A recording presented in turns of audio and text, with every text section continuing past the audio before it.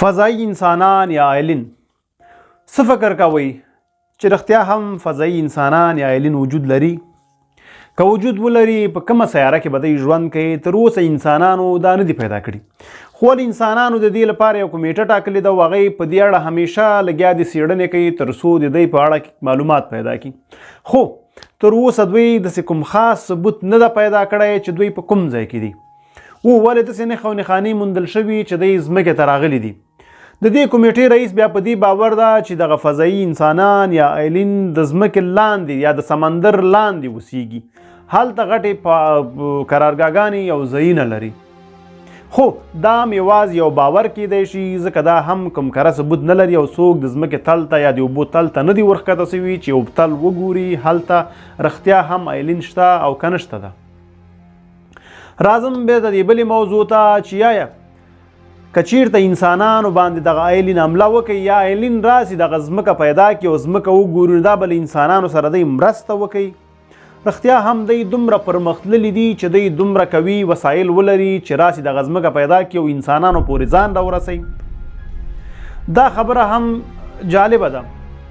سټیفن هاوکینګ چې د وخت فزیک پوه څو کاله مخکې مړ څه، هغه دا خبره کړې وه که چیرته ایلین یا فضایی انسانان په ځمکه باندې حمله وکړي، ډېر امکان شته چې هغوی د بشریت دغه نسل نابود کړي او د پای ټکی ورته کیدي. خو بیا ډېر ساینسپوهان په دې باور دي چې شاید هغوی دومره بد هم ونه اوسي، شاید راسي او له موږ سره مرسته وکړي او موږ نورو سیارو ته ویسي تر څو هلته استوګن سو او د دغه ځمکې چې ورځ تر بلې په خرابېدو ده له ناورین نه وژغورل سو او بشریت ختم نسی. خو دا پوښتنه هم بې ځوابه پاتې ده چې آیا دا به رښتیا داسې وسي که به ونسي. ډېر ساینسپوهان بیا په دې باور دي چې دا امکان نه لري چې هغوی موږ پیدا کړي. که هغوی موږ پیدا کولی شو نو موږ به زرګونه کاله مخکې یا میلیارد کاله مخکې چې دغه نړۍ دغه دنیا وجود لره پیدا کړې وه. اوس بیرته یوې بلې خبرې ته راځو چې ډېر خلک بیا په دې باور دي که ایلین په موږ باندې حمله وکړي موږ نابودۍ داسې به وشي لکه کریس کولمبوس چې د لومړي ځل لپاره امریکا پیدا کړه، هلته ځنګلي انسانان اوسېدل چې انډیانا یې ورته ویلي. انډیانا یو داسې خلک وو چې په ځنګل کې ژوند کو، ځنګلي ژوند یې کو، همغلته یې ورځنی ښکار کو، ورځنی خوراک او سمندر کې شاید مهي نیول، ځنګل کې حیوانات ورجل او خوړل ژوند یې روان و، کالي یې نه اغوستل. شاید اوس هم په افریقا کې ډېر هېوادونه شته، که تاسو په یوټیوب کې سرچ وکوئ نو حتما به یې پیدا کوئ او وبه یې ګورئ چې دا څه رقم خلک او څنګه ژوند لري.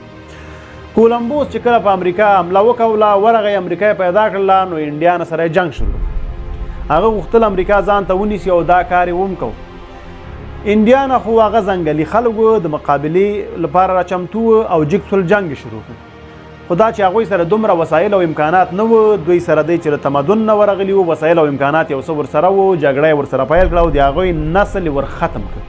هغوی یې داسې کړل چې مکمل د پای ټکی ورته کېښود. امریکا کې هغوی صفر کې ضرب کړل، هغوی یې ختم کړل، سمندر کې یې وغورځول، ورونه یې ورته واچول، په ځناورو یې وخوړل، داسې یې کړل چې هېڅ پرې نه ښودل او امریکا یې ونیوله. امریکا ته بیا له اروپا او دغو ځایونو خلک ورغلل او هلته استوګن سول.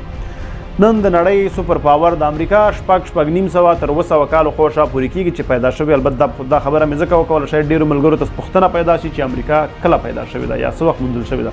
7.5 کاله خوشا کېږي چې امریکا موندل شوې. د امریکا نسلونه چې دي په اصل کې چې دي دغه اروپا خوشانه دي او هم د افریقا خوشانه شاید اوسي. اصل کې امریکا کوم خپل داسې خاص نسل نه لري چې همغه ځای کې مثال پخوا نه هغه د امریکا اصلي نسل چې انډیانا و هغه ختم شوي او کولمبوس له مخې وژلي دي.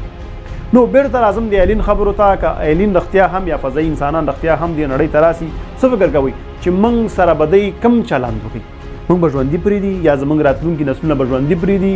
موږ سره به مرسته وکړي؟ موږ به فضا ته ویسي یا نه موږ او تاسو به لکه د انډیانا نابود کړي او دا نړۍ به خپله کړي؟ هیله دا نظرونه، کمنټونه، نیوکې، وړاندیزونه هر څه راسره همدلته ولیکئ، راته ولیکئ. زه کوشش کوم چې په هغې اړه باندې هم معلومات او سرچینګ کوم او ستاسو معلومات له ما سره شریک کړئ. زه کوشش کوم چې ستاسو نه هم یو څه زده کړم. دغه زموږ او ستاسو آنلاین کورنۍ ده، یو له بل نه به زده کوو. هر څه چې لرئ په ذهن کې ولیکئ تر څو یو بل ته یې ورسوو او دغسې معلومات نور هم پراخه کړو. نو په یو لایک او کمنټ له موږ ملاتړ وکوئ، سبسکرایب هم له یاده ونه وځي. ملګري دوستان هم دلته راټک کوي تر څو هغوی هم له دغسې ویډیوګانو برخمن سي. مننه، تر بلې ویډیو د خدای پامان.